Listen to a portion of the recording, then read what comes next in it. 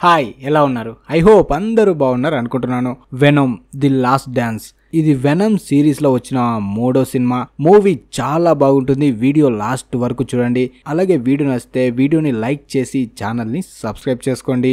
ఇంతకు ముందు పార్ట్స్ కూడా నేను ఆల్రెడీ ఎక్స్ప్లెయిన్ చేసి ఉంచాను. మీరు ఇంకా చూడకపోతే ముందుగా ఆ వీడియోస్ చూసి తర్వాత ఈ వీడియోని చూడండి. మరి ఇంకెందుకు ఆలస్యం, రండి సినిమా చూద్దాం. స్టార్టింగ్ లోనే మనకి క్లింటర్ అనే గ్రహాన్ని చూపిస్తారు. ఈ గ్రహం ఎలాంటిదంటే మనం నివసిస్తున్న ఈ భూమిని ఎర్త్ అని ఎలాగంటామో అక్కడ ఉన్న క్లింటర్ గ్రహం పైన మనలాగే సిమ్యోట్స్ జీవిస్తూ ఉంటాయి. ఈ సిమ్యోట్స్ మొత్తానికి మహారాజు కూడా ఇక్కడే ఉంటాడు. తనే నల్. నిజానికి నల్లే ఈ మొత్తం సిమ్యోట్స్ ని క్రియేట్ చేసి ఉంటాడు. కానీ కాలం గడుస్తున్న కొద్దీ సిమ్యోట్స్ లో పవర్ పెరిగిపోయి మొత్తం అన్ని కలిసి నల్ కి ఎదురు తిరిగి ఇదే గ్రహం మీద తనని బంధిస్తాయి. అలా బందీగా ఉన్న నల్ ఇప్పుడు తప్పించుకోవాలి అనుకుంటాడు. కానీ అలా తను తప్పించుకోవాలంటే తనకి కోడెక్స్ కావాలి. ఆ కోడెక్స్ తన చేతిలో ఉంటే మొత్తం విశ్వాన్ని డార్క్ గా మార్చేసి తన సామ్రాజ్యాన్ని సృష్టించాలి అనుకుంటాడు. అలాగే సిమ్యోట్సే కాకుండా ఇక్కడ భయంకరమైన క్రీచర్స్ కూడా ఉంటాయి. వీటిని క్షణపేజ్ అంటారు. వీటి పని ఏంటంటే సిమ్యోట్స్ ని పట్టుకొని తినేయడం. ఇప్పుడు నల్ తన దగ్గర ఉన్న క్షణపేజ్ కి ఆర్డర్ వేస్తాడు. నువ్వు ఏం చేసైనా సరే, ఎక్కడికి వెళ్ళైనా సరే కోడెక్స్ ని నా కోసం తీసుకురావాలి అంటాడు. దాంతో ఆ క్రీచర్ క్లింటర్ నుంచి బయలుదేరుతుంది. ఇప్పుడు నల్ బందీగా ఉంటాడు. కానీ తన దగ్గర చాలా పవర్ ఉంటుంది. ఆ పవర్ సహాయంతో పోర్టల్స్ ని ఓపెన్ చేసి క్షణపేజ్ ని ఎక్కడికి కావాలో అక్కడికి టెలిపోర్ట్ చేస్తూ ఉంటాడు. తన కోడెక్స్ ని తిరిగి తన దగ్గరికి తీసుకురావడానికి. తర్వాత మనకి ఎడీ బ్రోక్ కనిపిస్తాడు. తను ఇప్పుడు బార్ లో కూర్చొని ఉంటాడు. ఈ సీన్ ని మనం ఇంతకు ముందు Spider Man No Way Home end credits లో చూసాం. అదే ఇక్కడ కంటిన్యూ అవుతుంది. అప్పుడే ఎడీ ఎదురుగా ఉన్న బార్ టెండర్ తో అలా కొంతసేపు మాట్లాడిన తర్వాత బార్ టెండర్ అక్కడ నుంచి వెళ్ళిపోతాడు. అలా బార్ టెండర్ వెళ్ళిపోగానే ఎడీలో ఉన్న వెనమ్ బయటికి వచ్చి తన కోసం ఒక స్పెషల్ డ్రింక్ ని ఎలా పడితే అలా తయారు చేస్తూ ఉంటుంది. కానీ అంతలో బార్ టెండర్ వచ్చి ఎడీని చూసేస్తాడు. అంతలో ఎదురుగా ఉన్న టీవీలో న్యూస్ వస్తూ ఉంటుంది. ఆ న్యూస్ లో ప్యాట్రిక్స్ ని ఎవరో చంపేశారని చెప్తుంటారు. ఇప్పుడు అతని చావుకి మొత్తం కారణం ఎడీనే అని న్యూస్ లో వేస్తూ ఉంటారు. మీరు ఇంతకు ముందు పార్ట్ ని చూసి ఉంటే కార్నేజ్ వెనమ్ ఫైట్ చేసుకుంటున్నప్పుడు మధ్యలో ప్యాట్రిక్స్ వస్తాడు. దానివల్ల తనలో కూడా సిమ్యోట్ ఉంటుంది. ఈ విషయం వెనమ్ కి బాగా తెలుసు. కానీ ఇప్పుడు తను ఏ తప్పు చేయలేదని నిరూపించుకోవాలి అంటే చాలా కష్టం. తను డైరెక్ట్ గా ఇప్పుడు న్యూయార్క్ కి వెళ్ళాలి అనుకుంటాడు. ఎందుకంటే అక్కడ ఉన్న జడ్జికి ఎడీ గురించి వెనమ్ గురించి బాగా తెలుసు. తనైతే ఎడీకి హెల్ప్ చేస్తాడని అక్కడికి వెళ్తూ ఉంటాడు. అలా ఎడీ అక్కడ నుంచి వెళ్తున్నప్పుడు ఆ బార్ టెండర్ కి పైసలు ఇవ్వడానికి వెళ్తాడు. కానీ ఆ పైసలు ఇచ్చింది ఎడీ కాకుండా వెనమ్ ఇస్తాడు. దాంతో ఆ పైసలు ఇస్తున్నప్పుడు తనకి సంబంధించిన చిన్న ముక్క అక్కడే ఉండిపోతుంది. అది చూసుకోకుండా వెనమ్ అక్కడ నుంచి వెళ్ళిపోతాడు. అలా ఎడీ ముందుకు వెళ్తూ ఉంటే చుట్టూ కుక్కలు అరుస్తున్నట్టు సౌండ్ వినిపిస్తుంది. దాంతో తను అనుకుంటాడు ఈ కుక్కలు ఏదో ప్రమాదంలో ఉన్నాయి అని. అలా ఆ కుక్కల అరుపుల్ని ఫాలో చేస్తూ ఇంకా కొంచెం ముందుకు వెళ్తే అక్కడ ఇంకా చాలా కుక్కల్ని బోన్లో బంధించి ఉంటారు. అలా వాటిని చూస్తూ ఉన్నప్పుడే వెనుక నుంచి చాలా మంది తనపై అటాక్ చేయడానికి వస్తారు. ఇక్కడ ఉన్న ఈ కొడుకులు మొత్తం చేసే పని ఏంటంటే ఈ హైబ్రిడ్ కుక్కల్ని తీసుకువెళ్లి బ్లాక్ మార్కెట్ లో అమ్మి చాలా పైసలు సంపాదించాలి అనుకుంటారు. కానీ అప్పుడే అక్కడికి వెనమ్ వచ్చాడు కాబట్టి వీళ్ళ ప్లాన్ తిరగబడిపోతుంది. అప్పుడే ఆ నా కొడుకులు ఎడీని అక్కడ నుంచి వెళ్లిపోమని అంటారు. దాంతో ఎడీ వాళ్ళని రిక్వెస్ట్ చేస్తాడు, ప్లీజ్ నా మాట వినండి, ఆ కుక్కల్ని సేఫ్ గా వదిలేయండి, మిమ్మల్ని ఏమి చేయను, లేకపోతే మిమ్మల్ని పిచ్చ కొట్టుడు కొడతాను అంటాడు. కానీ వాళ్ళు వినకుండా ఎడీపై షూట్ చేస్తారు. దాంతో వెనమ్ బయటకు వచ్చి ఆ నా కొడుకుల్ని తుక్కుగా కుట్టి వాళ్ళ తలల్ని తినేస్తాడు. అలా మళ్ళీ వెనమ్ ఫామ్ లో నుంచి ఎడీగా మారి అక్కడ ఉన్న కుక్కల్ని మొత్తం వదిలిపెట్టి అక్కడ నుంచి వెళ్ళిపోతుంటాడు. కానీ ఇప్పుడే మనకి తెలుస్తుంది అక్కడికి ఆల్రెడీ క్షణపేజ్ వచ్చేసి ఉంటుంది.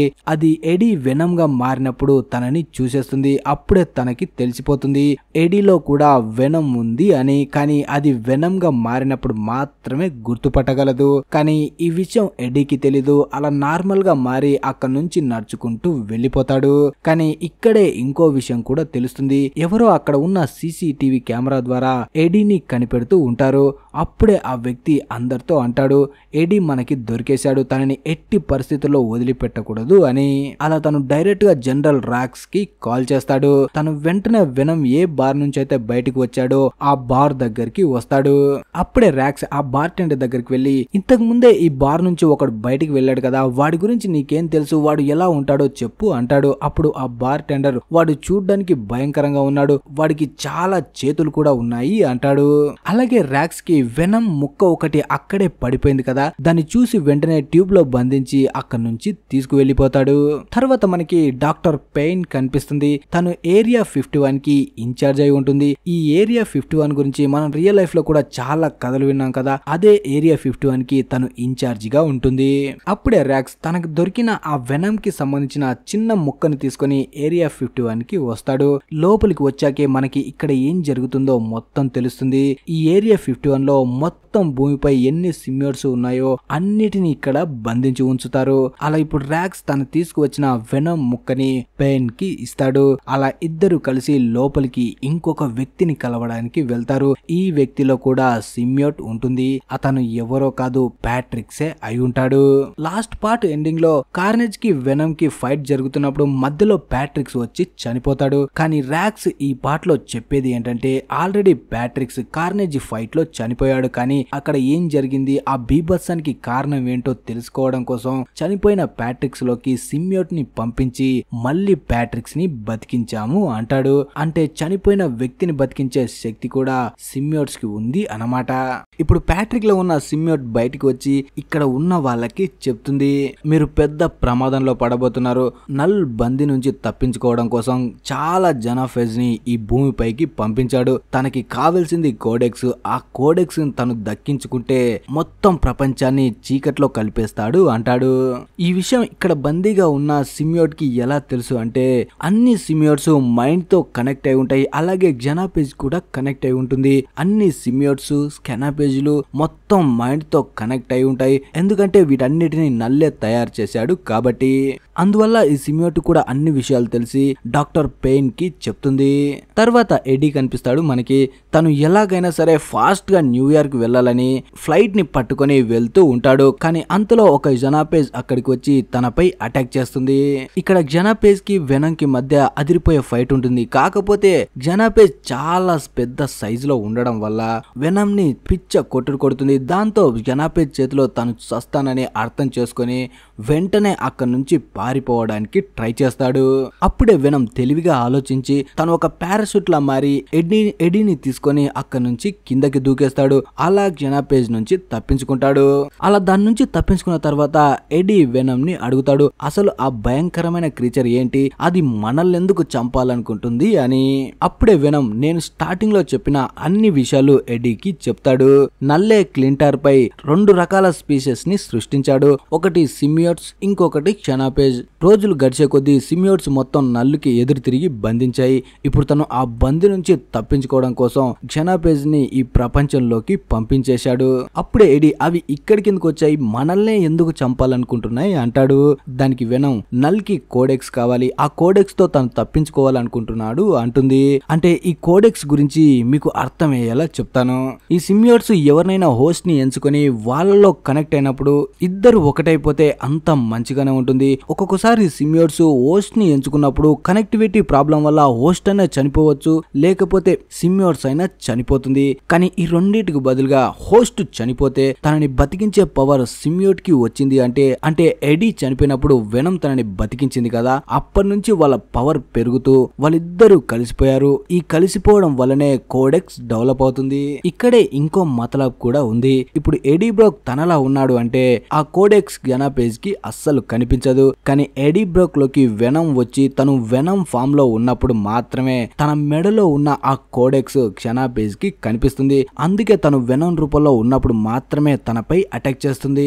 దీన్ని బట్టి మనకు అర్థమయ్యేది ఏంటంటే, ఇప్పుడు ఎక్కువసేపు తను ఎడీ లాగే తిరగాలి. తను వెనమ్ లా మారాడు అంటే మెరుస్తున్న ఆ కోడెక్స్ దూరంగా ఉన్న క్షణాపేజ్ కి కనిపించిపోతుంది. అందుకే ఎడీలా తప్పించుకోవడానికి ట్రై చేస్తుంటాడు.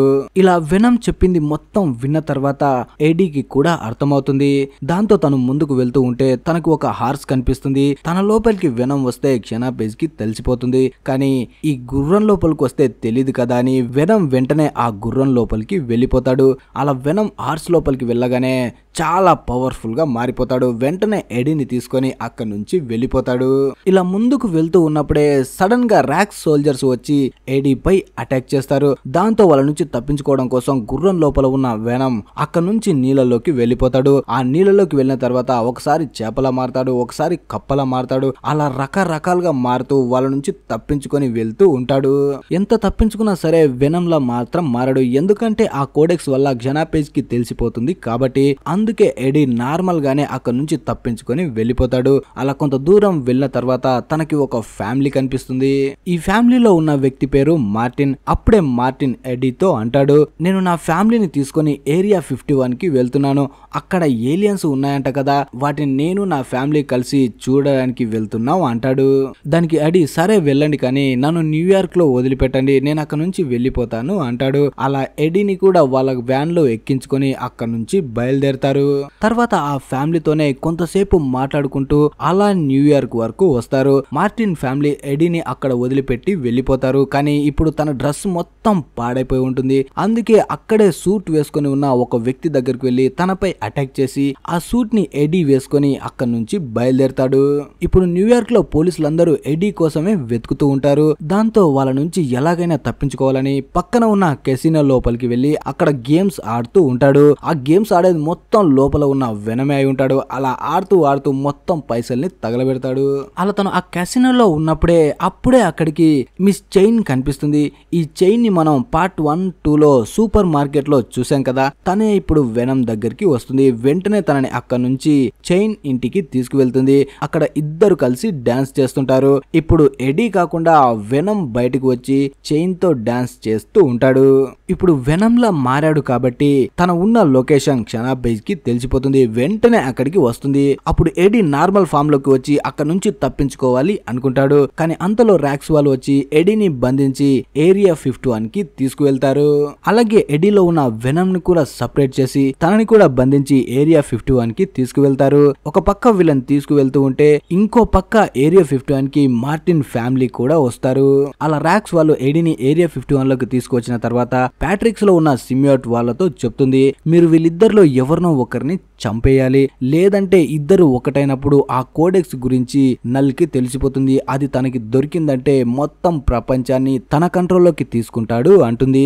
దాంతో ర్యాక్స్ అనుకుంటాడు, ఇంకా ఎప్పటికీ వెనం కి తన హోస్ట్ దొరకకూడదు. అలా దొరికితే ఆ కోడెక్స్ ఉన్న సంగతి నల్ కి తెలిసిపోతుంది. తన మొత్తాన్ని నాశనం చేస్తాడని హోస్ట్ నే చంపేయాలని వెంటనే ఎడీని షూట్ చేస్తాడు. ఛాన్స్ దొరకగానే సిమియోట్ గా ఉన్న వెనం వెంటనే ఎడీ లోపలికి వెళ్ళిపోతాడు. దాంతో తను వెనం గా మారిపోతాడు.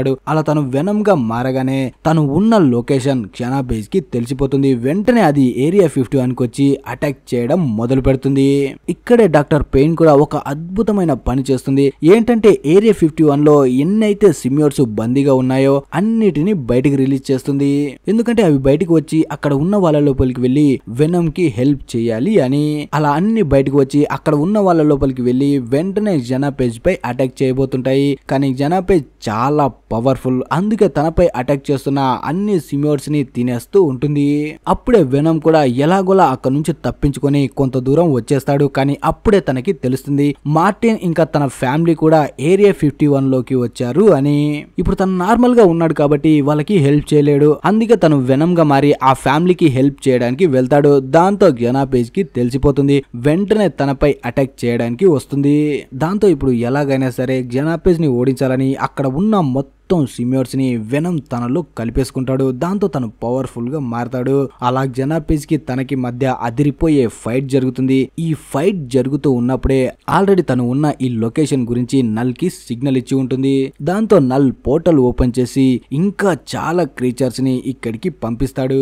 ఇక్కడ వెనం మాత్రం క్షణాపేజ్ పై ఫైట్ చేస్తూ చాలా పెద్ద సైజ్ లోకి మారి మొత్తం క్షణాపేజ్ ని తనలో కలిపేసుకొని ఒక పెద్ద కంటైనర్ లోపలికి తీసుకువెళ్తాడు. అక్కడికి తీసుకువెళ్లి తనతో పాటు క్షణాపేజ్ ని కూడా చంపేయాలి అనుకుంటాడు. అలా లోపలికి వెళ్లి మిషన్ ఆన్ చేయగానే మొత్తం యాసిడ్ తనపై పడిపోతూ ఉంటుంది.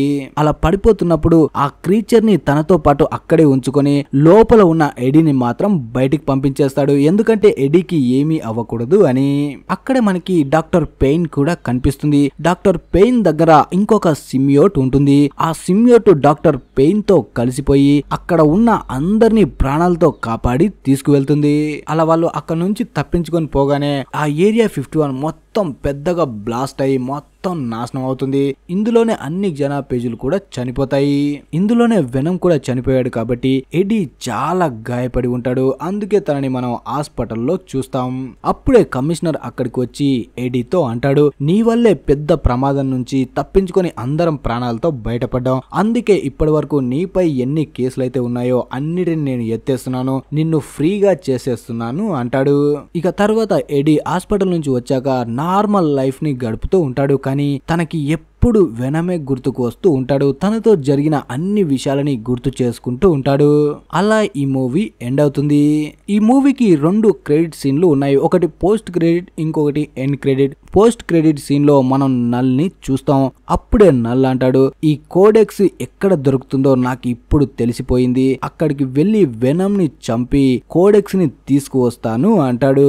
అంటే ఇప్పుడు తను ఎర్త్ 616 గురించి మాట్లాడుతున్నాడు అనమాట. అంటే ఇప్పుడు మన అవెంజర్స్ యూనివర్స్ అనమాట. తర్వాత మనకి ఎండ్ క్రెడిట్ ని చూపిస్తారు. ఎండ్ క్రెడిట్ లో ఏంటంటే బార్టెండర్ ని బంధించి ఏరియా 51 కి తీసుకువచ్చారు కదా, తనతో పాటు వెనమ్ కి సంబంధించిన చిన్న ముక్కను కూడా తీసుకువస్తారు. ఆ ముక్క ఇంకా అక్కడే ఉంటుంది. దీన్ని బట్టి మనకి అర్థమయ్యేది ఏంటంటే ఫ్యూచర్ లో ఆ చిన్న ముక్కనే పూర్తి వెనమ్ ఫామ్ లోకి రావచ్చు. అలా ఈ మూవీ ముగుస్తుంది. మరి ఈ మూవీ మీకు ఎలా అనిపించింది అనేది కింద కామెంట్ చేయండి. వెనమ్ ఫ్యాన్స్ ఎవరైతే ఉన్నారో వాళ్ళు తప్పకుండా లైక్ చేయడం మర్చిపోకండి. అలాగే ఛానల్ ని సబ్స్క్రైబ్ చేసుకోండి. Thanks for watching.